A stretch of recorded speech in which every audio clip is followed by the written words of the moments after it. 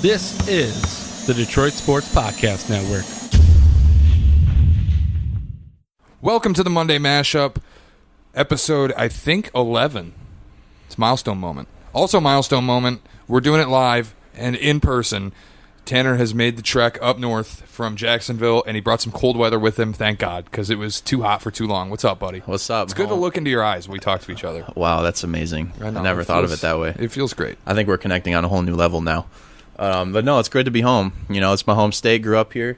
Unlucky that I brought some cold weather with me from Florida, which doesn't make any sense because, you know, obviously it's Florida. So I think it's very lucky, actually, because it was unbearably hot here for a while. yeah, I don't understand how it's hotter in Michigan than it is in Jacksonville, Florida, but, you know, we're going to let it be. And the humidity was killer. We're not going to question Mother Nature today. But we're glad you made it back, Tanner, for week one of NFL football.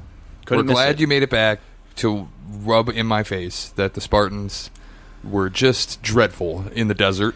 As much as I would love to do that, I'm not going to because I'm not an a-hole like a lot of Michigan fans and Michigan State fans. It kind of goes both ways. But the number one thing is the Lions play Monday Night Football. You're going to be here. We're going to be able to watch it together. Mm-hmm. And before you leave at the end of this week, we'll be able to make some picks, and we'll put those out on Twitter. More on that in a little bit.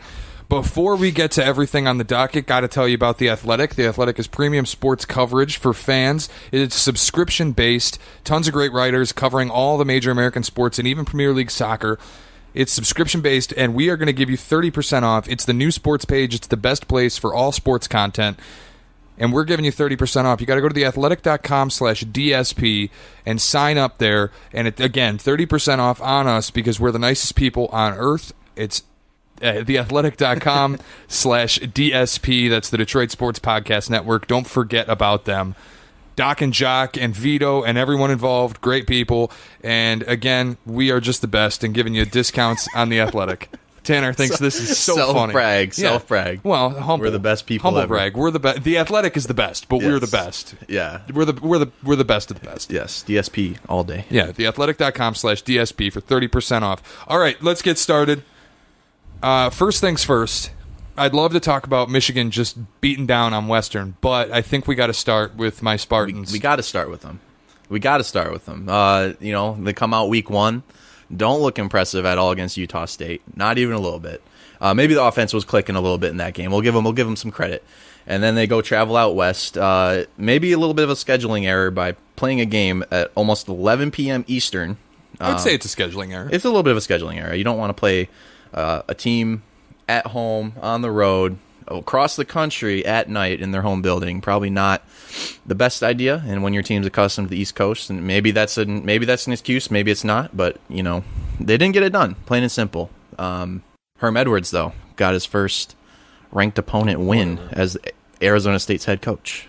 Herm Edwards coached a good game. He actually outcoached D'Antonio in the fourth quarter, and he kind of engineered the little comeback there late. But what's interesting is Michigan State has this identity, right, where they live in the we're going to pound the rock, and we're just going to run the football down your throat. Mm-hmm. They rushed the ball 27 times compared to 39 passes for 2.3 yards per attempt. Yeah. It was not a classic Michigan State game here. It was kind of on the defensive side of the football because they didn't really allow Arizona State to do anything on offense. 380 yards in the air, you don't love to see that, but they really closed things down and tightened up in the red zone and caused a couple critical turnovers as well.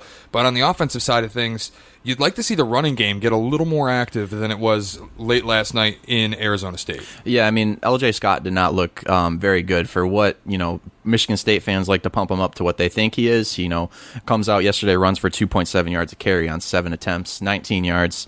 Didn't look good. I mean, that may be some offensive line problems that you guys are experiencing, and you know, it seems both teams are trying to find themselves on the offensive line, and you know, it's only going to take time. And luckily for Michigan State, they do have a bye week coming up this week. Badly needed. Really badly needed for you guys. Just before Big Ten play, where they kick off against Indiana next week. Which Indiana, I know they're going on the road, but it should be an easy win. It is kind of a trap game because Indiana's usually such kind of throws a lot of firepower at you on offense, but they tend to not be able to stop much of anyone. So to me, it should be a pretty easy win for Michigan State. And the other thing, when you look at this game and you look at Michigan State's season, it's not over by any stretch. No, neither team's season was over from their first loss against a ranked opponent. You know, fans may say otherwise just because they want to see the other team fail. I get that, mentality that people have, but they, like we said, they haven't even started Big Ten play yet, and they get a week off to prepare. And I've always been a big emphasizer of D'Antonio's job of making his team better as the season goes on. Yeah. I think that's one of his strong suits as a coach. And I think a week off before Big Ten play will do wonders for himself and that offense. Maybe get a little better play calling. Maybe that's not going to happen. That might that's not. Not Yeah, I mean, that hasn't happened the entire 10 years D'Antonio's been in East Lansing. It's not suddenly going to happen. Well, maybe now. They'll figure out how to fix that offensive line, get those problems fixed, and get them ready for Big Ten play because. You got this is a big year for Michigan State, big year for Michigan. It's just a big year in general for the Big Ten East. It is, and they're not off to a great start. No, I mean, by any stretch. No, they're not. I mean, like I said before, they looked a little shaky week 1 against Utah State. Michigan State fans will point to that hurry up offense Utah State ran, maybe a little gimmicky. Maybe it's week 1, little things are going wrong, but then you go out on the road and Lewerke throws a pick in the end zone. Was it his fault? It's probably about 50-50 him on the receiver. The receiver, a little high ball. Yeah. Don't want to nitpick everything, but they don't get the job done. And you kind of expect more from... That's kind of the bottom line. Yeah, they didn't get the job done. Just didn't execute on offense. The defense played pretty well. I mean, if you hold a team to 16 points at home... you're doing something right. You're doing some things right. They didn't hold them off at the end, though, when they needed to the most. But, I think the defense did okay for the most part. I think it's fair to say at this point the pressure's on D'Antonio. Not as much as it is on Harbaugh because of D'Antonio's successes in recent years. But, again, 10 wins, you got to get 10 wins. And to me, it's been playoff or bust for Michigan State. I can't say if they don't make the playoff, I can't call this season anything other than a failure. But at this point, obviously, Michigan State's in a pressure cooker the same way Michigan is because you almost have to win out to reach your goals of the college football playoff. Like, you can't go out at this point. I don't think you can weather a conference loss. Maybe a 2-loss Big Ten team gets in. But the way the Big Ten has kind of started off this year, Nebraska came out, looked horrible.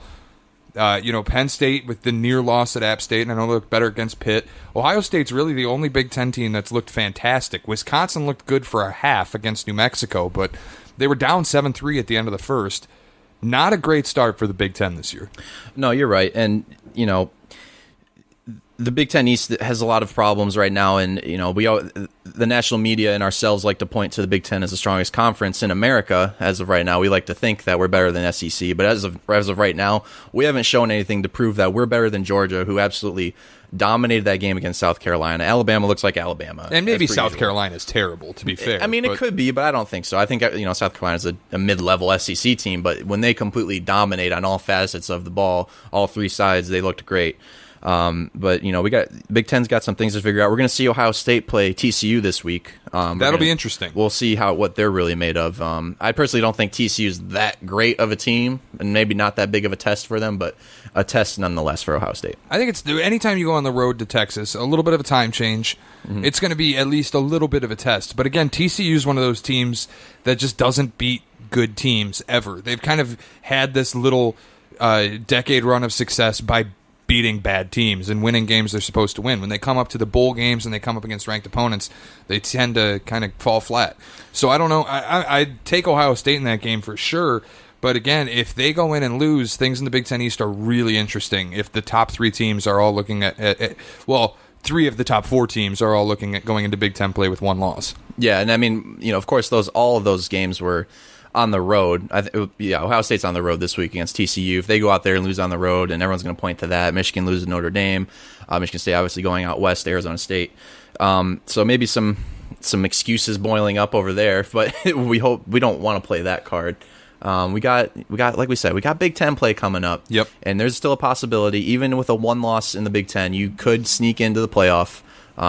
If you go out there and win the Big Ten title, you never know. Absolutely. So these teams got to keep chugging along. They got a long way to go. And it can't be understated how important it is to come out and say your goals are still in front of you. You control your own destiny. As long as you go out and win the rest of your games, you're going to be okay. Yeah. And I think there's a lot of questions on Michigan State's side. I think there's a lot of questions on Michigan's side, even when they put the beating on Western. A lot of that came through the running game, and I'd still like to see the passing offense open up a little bit more. They took some more shots downfield, but the way that the Western secondary was playing, it was almost like Michigan was playing NCAA 14 on rookie mode.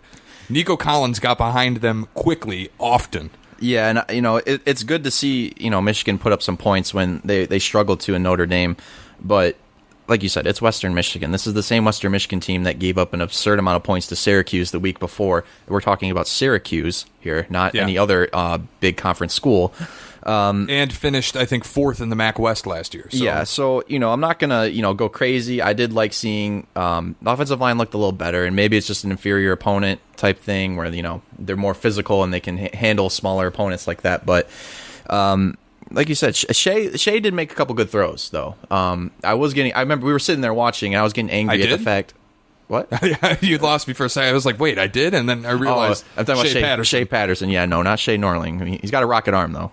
If any D1 scouts are out there. Thank you. Yeah, no problem. But yeah, no, Shea Patterson did look pretty solid, though. He had a couple nice throws. And I was frustrated with we were sitting there watching the game. I was frustrated that, like you said, Michigan didn't open up the playbook. They didn't let Shea Patterson come out there and throw the ball. They didn't let him throw deep. They did these little short passes, and occasionally he'd, find a receiver open downfield. But they got to, these next couple weeks, too, they still got SMU next week. They got to open the playbook, let him do his thing. And I think that's important. I thought they would, especially going up 21-0 early, kind of the opportunity for Pep Hamilton to experiment a little bit with his passing offense and really see what they have going on and like install a few plays that maybe they weren't confident in running against Notre Dame and wouldn't be as confident running against Big Ten teams. But these games now, these fluff opponents, non-conference, it's kind of like extra practices. Yeah, and you're right. It is extra practices, and you saw on defense a lot of second stringers and third stringers out there, and they were showcasing what depth they have on the defensive side of the ball. And you hold Western Michigan to 3 points, and they didn't get that 3 points till like midway through the fourth quarter. So holding a shutout for most of the game was pretty impressive. Although it is Western, I'm going to keep going back to that. It's Western Michigan. I'm not going to go crazy about it. Yeah, I have to. It's tough to get excited. Harbaugh has made his career at Michigan beating up on who he's supposed to beat up on and playing close and maybe playing down to good opponents. So again, we have to see what happens when he has to go on the road or when Wisconsin comes to Ann Arbor, and we'll learn a little bit more. But though it's good to see, I think, a little bit of progress, and even just playing worse opponents, if it gets confidence under the belt of the offensive line and Shea Patterson, who still has had some questionable decisions, but overall played a pretty good game. And again, for Michigan State, I think you look at the 2013 team that went to the Rose Bowl and won it. They suffered a loss to an unranked Notre Dame on the road early in the year. It doesn't end your season. No. But it is kind of a reality check that we're not there yet. Yeah, and some fans would like it to be the end of the season, but it's not. And with a schedule like Michigan, the schedule they have with ranked opponents out the wazoo, Penn State, Wisconsin, even tough opponents like Nebraska and away at Northwestern, and then of course Ohio State. You got a lot of opportunities to increase your rank, increase your Big Ten, your win-loss record in the Big Ten, just to go to Indy. So we got a long way to go and a lot of things to improve. And Harbaugh needs to take a page out of D'Antonio's book and just improve his team as the season goes on. My big hope is that Michigan State game in October isn't going to end up being an absolute snooze fest between two below average teams. It's never a snooze fest. Except for maybe that 2012 game where it was a field 12-9. Yeah, I'd just like to see them out there playing for something. I don't want them to both come in and be two loss teams at that point and absolutely playing for who's going to be second to Ohio State. It's funny. I was out at the bar when Michigan State was playing Arizona State, and I watched Arizona State play, make a play, and like they got a first down. I was like, oh, that was a nice play. And one of our friends was like, you really don't want to see Michigan State win, do you? And I'm like, no, that's not true at all. I actually would rather have Michigan State come up into East Lansing undefeated because it adds more value to that game and adds more hype to that game. And I think any Michigan fan who says otherwise is kind of crazy, in my opinion. Just because what's the point of beating up on a 1-4 team? Yeah. There's no fun in that. You'd rather take away their undefeated season. But of course that didn't happen. But I'll still take a one-loss Michigan State team in East Lansing and see how it turned out. And hopefully it's only one loss when we get to that point. That's true. Hopefully. You got a long way to go. Utah State is not as good as Notre Dame. I don't care. And Notre Dame struggled to put away Ball State at home, but I think Michigan State has a lot of questions at this point, and maybe even more than Michigan. Yeah, I think at the end of the year, I don't think we really got to discuss this on the last podcast. I think at the end of the year, Notre Dame's probably going to be like a 9-win, maybe a 10-win team if they're lucky. They particularly don't impress me, honestly, and I don't know if that speaks volumes to them or it speaks volumes to Michigan and how unprepared they were. and maybe how outcoached they were in that game. So, but Notre Dame's kind of the king of like week 1 wins over maybe a decent opponent. But they're also, like, the past few years, the king of we assume their week 1 opponent is good, and then they go beat them, so we assume Notre Dame is really good. Yeah. And then Notre Dame goes and shows that they're not any good. It's usually Notre Dame's ranked in the top 25, and I don't know if it's ever really justified, but they are there anyway. Well, you could say that about a lot of teams. The USC seems to be ranked top 25 every year, and 9 times out of 10, Texas, 9 times out of 10, they finish outside the top 25. And maybe you can make an argument for Michigan, because, last few years it has not looked like that. They get ranked. They start top 10. Yeah, they start top 10, and then they end up falling out, if not finishing, top 20 or something like that. What we're saying is nobody knows anything in college football, and it's hard to take away from the first 2 weeks, because I feel like at this point we're still left with more questions than answers. Absolutely. The one thing I know for sure is both teams have god-awful offensive lines. Yeah, I can say that safely. Michigan did put in a new left tackle for a good majority of that game, get him some work, and he wasn't particularly impressive. The left side of that line had some problems. Yeah, I don't know. They got to figure it out. They got to bring in a tight end to chip or something to help out that left side. I don't know. They got to figure it out, and hopefully they will. I will say Karan Higdon did have a monster game. He looks like an NFL back. He does look like an NFL back. I keep saying that. I think he will translate pretty well. Michigan's interior offensive line also looks really good. They look amazing in run blocking schemes, but when you put them back for pass pro, everything falls apart. Yeah, I feel like I don't know why these left tackles have a problem giving up their inside. They get a simple spin move to the inside, and they're gone. They're getting that Shea Patterson really quickly. So I don't know. They got to figure it out. The O-line guru over there's got to figure it out. So the other end of this, the other event of the weekend, we're recording this Sunday night, tomorrow night for us, tonight for the listeners. Lions play Monday Night Football against the Jets. The expectation level for this game for me is kind of simple. When you're Matt Patricia, you're coming in with all the hype in the world as a head coach. You have a franchise quarterback. You have a defense that can hold its own. And you did a draft where you brought in talent in the running game. I don't think you can afford to lose week 1 to the Jets. I think that would be a very bad look, especially when they're bringing in a rookie quarterback. Yeah, and I bet you a good amount of fans the majority of the fans out there, that are Lions fans, probably think if Detroit goes out there and loses to New York Jets at home on Monday Night Football, they're probably thinking the season's over. Because just the way the preseason has gone, all the negativity that's starting to brew up in Allen Park and with the Detroit Lions, it seems like this fan base is ready to turn on them quick, and they want results. And, there's just one way to do it. You got to go out there and win, and kind of do it in an impressive fashion, because this is a much weaker opponent that you're going to get in the NFL. Granted, it is the NFL. Any team can win any given Sunday and any given Monday. There are some valid concerns. I have a lot of concerns with Detroit going into this game. And one of those being the run defense. Can they stop the run against New York Jets? I think they're kind of lucky in this regard, because the Jets' run game is not great in any respect. So I think they're going up. It's almost like they're being gifted the opponent they needed in week 1 to me, where they go with this preseason that leaves them kind of lacking confidence. And I look at them and I think that they're really getting the opponent they needed. I think that the Jets are a team where they can get a little bit of confidence, because if I'm being honest, Todd Bowles is probably the worst head coach in the NFL, next to maybe Marvin Lewis. And these are the two guys that are consistently bad and somehow don't lose their jobs. So I think the Lions are kind of being gifted that. But again, I look at Matt Patricia and I look at the way he's kind of been glued to the hip of Bob Quinn, and he's always been the target, and he's in with a franchise quarterback. For me, this isn't a game that he can afford to lose, because I think first-time head coaches are on a shorter leash than other new hire head coaches would be. And I don't think when you're tied to a GM like that, and when you have a franchise QB, you can afford to lose this first game to a rookie quarterback. I don't expect them to. They're 6.5-point favorites going into it. I don't know that they're going to cover, but I do expect them to win at night, Monday night, to open the season. Yeah. The way I view it is, they got a rookie quarterback who, by all means, has looked actually pretty solid in all of his reps that he's gotten. But at the end of the day, it's a rookie quarterback, hostile environment, Monday Night Football. Detroit should win this game. They should. They really should. But there has been, in the preseason, they played against the Bucs, who had 3 offensive starting linemen gone. They were not in that game, and they had a guy named Peyton Barber as their running back, and they completely shredded through you. You shredded through your first team defense without any difficulty at all. So and maybe it's just the preseason vanilla looks. We're coming out in this base look, and that's about it. We're not going to show anything else. But we gotta see it. As Detroit Lions fans, we have to see it on Monday Night Football before we can make any predictions or judgments on this team.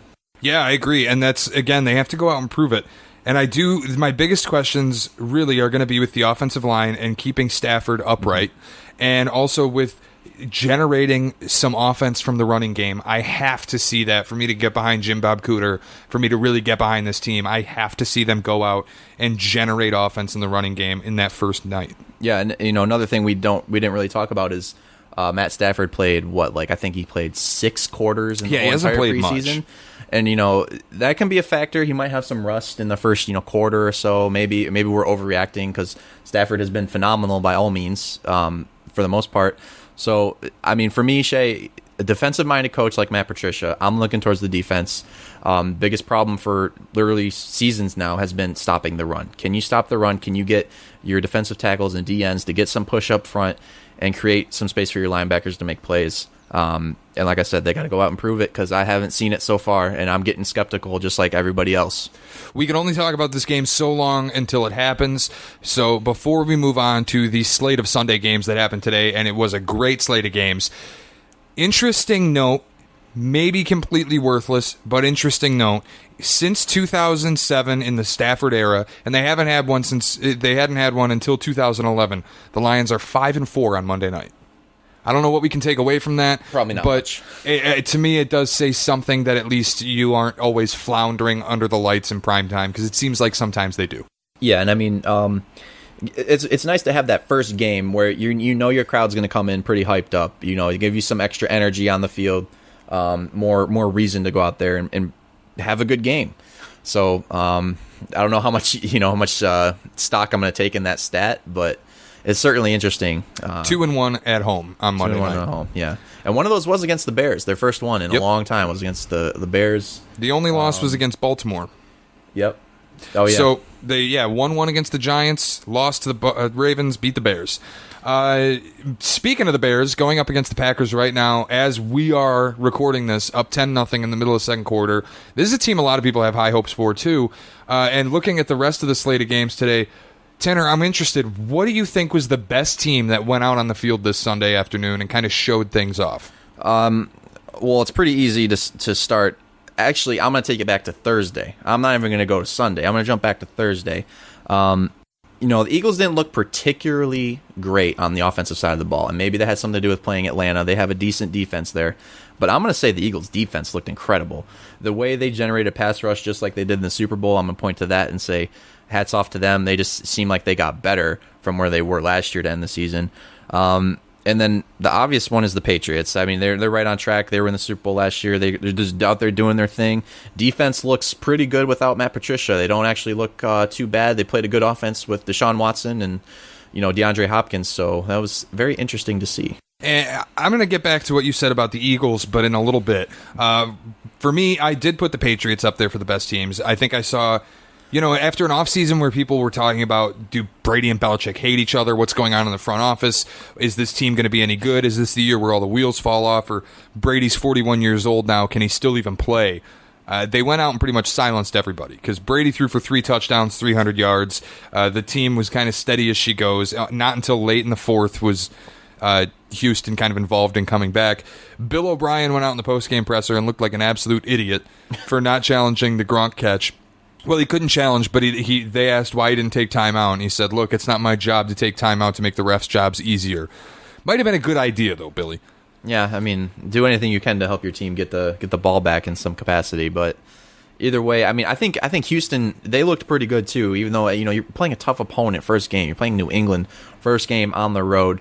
And, Deshaun Watson looked pretty decent for coming off a torn ACL. I won't say he looked good or great. He looked decent. Defense looked like it was clicking, though. They had a couple turnovers. Tyrann Mathieu had one, and then they caused a fumble later in the game.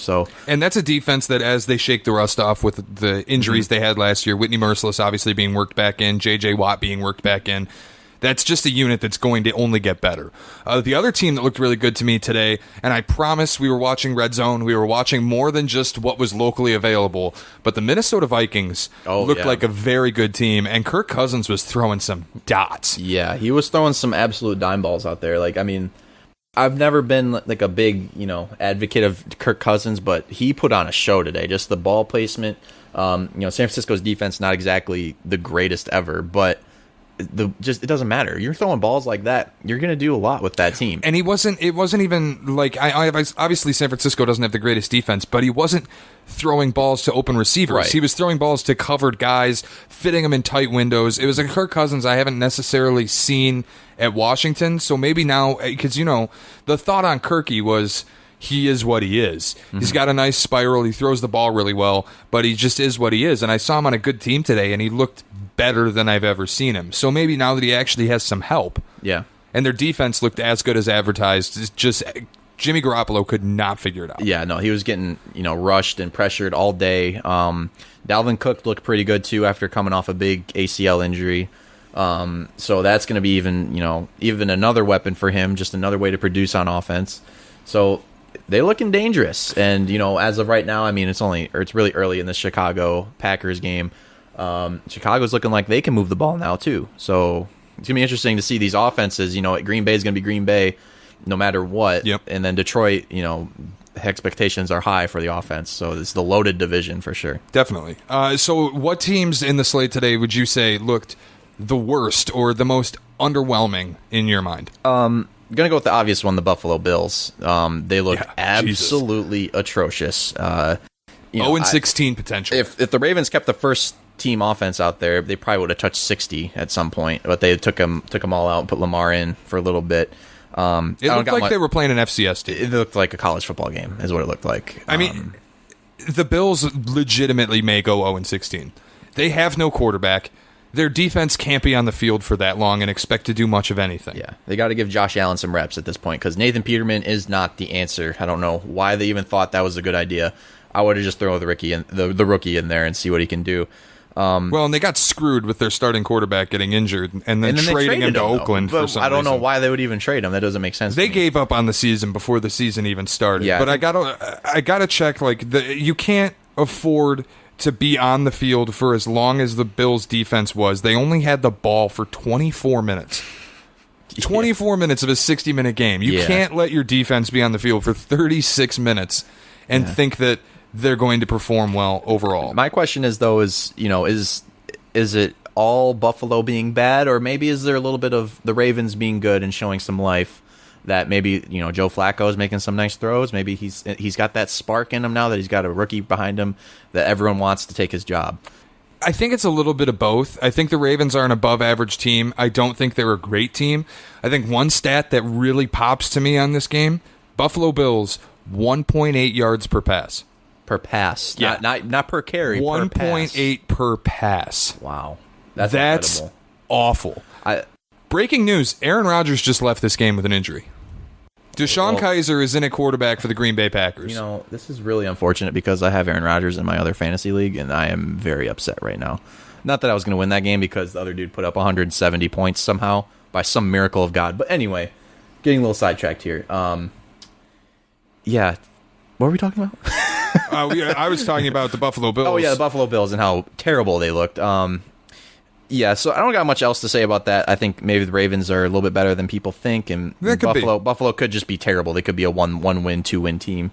Another team I wanted to look at. Go ahead if you have another one really quick one. I was going to say the Dallas Cowboys. Their offense looked atrocious. I will say their defense did look pretty solid, though. They actually looked like they had some sort of clue what they were doing against Cam Newton and the Panthers, but that offense was abysmal. And it almost makes me happy because I'm a guy who's just shamelessly against Dak Prescott. And that game just goes to show Dak Prescott now, even with Zeke, can't get it done. In his last 4 games, 75 for 120 for 750 yards, 1 touchdown, 4 picks, passer rating of 68.8. Yeah, and I mean, teams are going to focus in on Zeke. If you can stop Zeke, you're probably going to have a pretty good shot at winning the game. Just load the box, because Dak's out there throwing to corpses, and he doesn't throw the ball well to begin with. The team I was looking at, besides the Bills and the Cowboys, that really underwhelmed me, and maybe I don't want to categorize them as worst, but that Falcons offense looked awful. And I know that you said the Eagles defense looked fantastic. Matt Ryan looked completely lost. I mean, he had no time to throw the ball, and that defensive line is something real. Like, we saw that in the Super Bowl. Like, it caused the fumble late. Like, it was a big factor, and it's just, the Eagles defense may not be the greatest, but they do cause a lot of pressure. They get in your quarterback's face really quickly. So yeah, it could be a little bit of Matt Ryan still struggling, because they struggled last year with Matt Ryan and that new offensive coordinator down there. So it could be a little bit of that. I don't know, but we're gonna have to wait and see if Julio did look good, though. I will say that he looked pretty good.